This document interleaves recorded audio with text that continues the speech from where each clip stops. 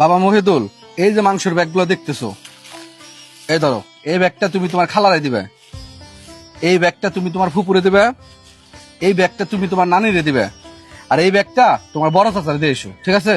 জি আব্বা। আচ্ছা দাও। কে আলিম, কোথা থেকে আসলি?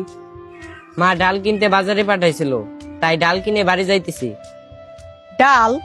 তাও আজকে ঈদের দিনে? এই দিনে তো সবাই মাংস খায়। আমরা তো গরিব, আমাদের কে আর মাংস দিবে? সবাই তো তার আত্মীয় স্বজনকে মাংস দিতে ব্যস্ত থাকে। আমাদের তো এই সারা বছরই ডাল ভাত খেয়ে থাকতে হয়।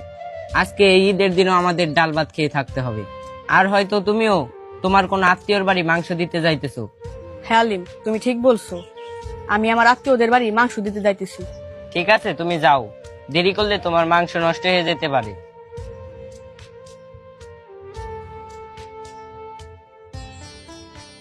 বাবা রাজীব, তোমার মাছ আঙ্কেল আছে না, যে আমগো এই এলাকায় এইবার সবচেয়ে বড় গরুটা কুরবানি দিল, তার এই ব্যাগটা দিয়ে এসো। ঠিক আছে আব্বা, আমি দিয়ে আসতেছি। আচ্ছা দাও, ঠিক আছে। কিরে বাবা, মাংসের ব্যাগগুলা সবাই দিয়েছো তো? হ্যাঁ আব্বা, সবাই দিয়ে আইছি। কি বাবা, তুমি এমন করতেছো কেন? তোমার কিছু হয়েছে? কিছু বলবো আমারে? আব্বা, রাস্তাতে যাওয়ার সময় আলিমের সাথে দেখা, ওর হাতে দেখলাম ডাউলের ব্যাগ। ঈদের একটা দিনেও ওরা সবাই ডাল ভাত খেয়ে থাকবে। আব্বা, আমি শুনেছিলাম কুরবানিতে গরিবদের হক থাকে, কিন্তু আমরা তো প্রতি বছর শুধু আমাদের আত্মীয়দেরই মাংস দিয়ে আসি। কুরবানি মানে হচ্ছে গরিব ও অসহায় মানুষের মধ্যে মাংস ভাগাভাগি করা। আর আব্বা, কুরবানির মাংস যেন ওই সব লোকই পায় যারা এর প্রকৃত হকদার। বাবা, তুই ঠিক কথা বলছস। আমরা ওই সব লোকদেরই মাংস দিয়ে থাকি যারা নিজেরাই কোরবানি দিতে পারে। আর আমরা এই কারণে দেই যাতে তাদের সাথে সম্পর্ক ভালো থাকে, তারা আমাদের ভুল না বোঝে। কিন্তু তুই আমার চোখ খুলে দিছস। এই নে বাবা, এই মাংসের ব্যাগটা আলিমের বাসায় দিয়ে আয়। ঠিক আছে আব্বা। আচ্ছা যা।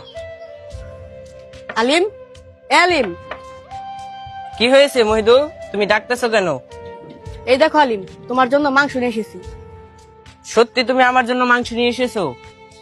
যেহেতু সবাই এই দিনে কুরবানির মাংস খাবে, তোমারও তো কুরবানির মাংস হক আছে, এই নাও।